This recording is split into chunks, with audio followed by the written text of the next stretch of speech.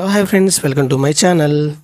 శ్రీలంకతో జరిగిన మూడో టీ20లో టీమిండియా ఓడాల్సిన మ్యాచ్లో గెలిచింది. ఫస్ట్ టైం బౌలర్లైన రీకు సింగ్, సూర్యకుమార్ యాదవ్ అద్భుతంగా బౌలింగ్ చేసి మ్యాచ్ను టై చేశారు.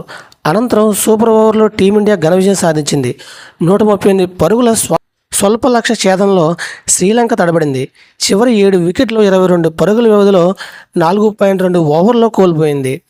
19వ ఓవర్ వేసిన రీకు సింగ్ కేవలం 3 పరుగులు మాత్రమే ఇచ్చి 2 వికెట్లు తీయగా, 20 ఓవర్ వేసిన కెప్టెన్ సూర్యకుమార్ 5 పరుగులు ఇచ్చి 2 వికెట్లు పడగొట్టాడు.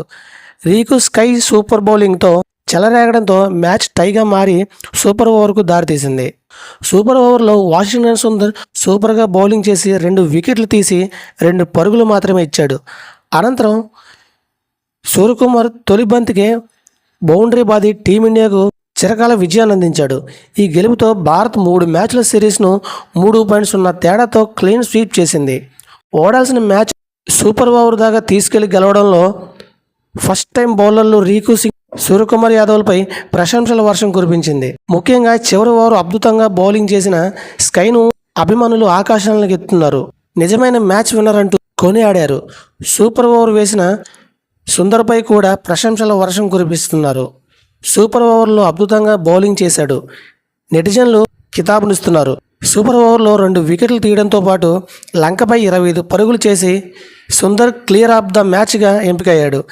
రెగ్యులర్ కెప్టెన్గా తొలి సిరీస్లోనే అద్భుతంగా రాణించిన Suryakumar player of the series award లభించింది.